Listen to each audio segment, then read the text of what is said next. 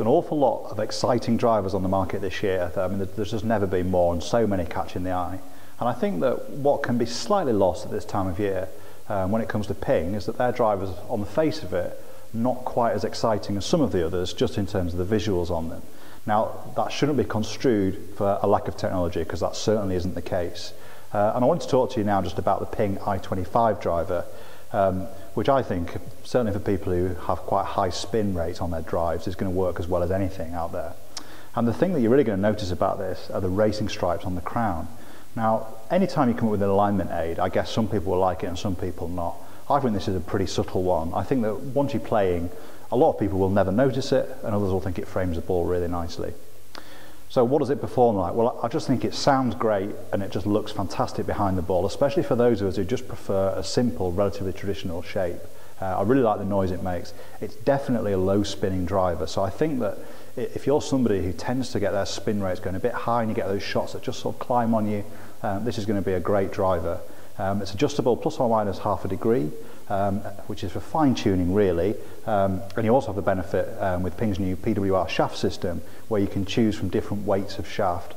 Now, I really encourage you to have a go with this, because I think you'll be surprised at how much difference 10 grams can make in the weight of a shaft, and you will almost certainly find, even without a launch monitor, that one of these shafts will just feel better in your hands. So definitely give this driver a go.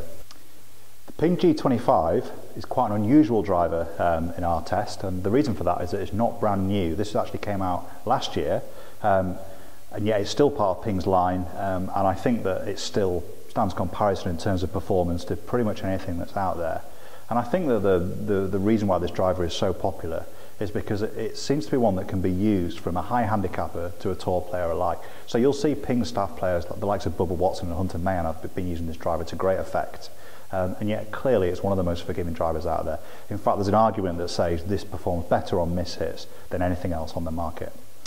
Quite a loud sound you get at impact, so I think that feels quite powerful to most people. And I would say it's a relatively high spinning driver, and what that means for most people is it's going to keep the ball in the air a little bit longer. I would say for some people, me included, it probably spins a little bit too much, and in which case for me the i25 performs very slightly better. But I think for most people, this is just an absolute guarantee of good performance. You're going to get one at a good price, you can't not like the looks, and it works for almost everyone whose hands it gets into, so a really, really strong driver still.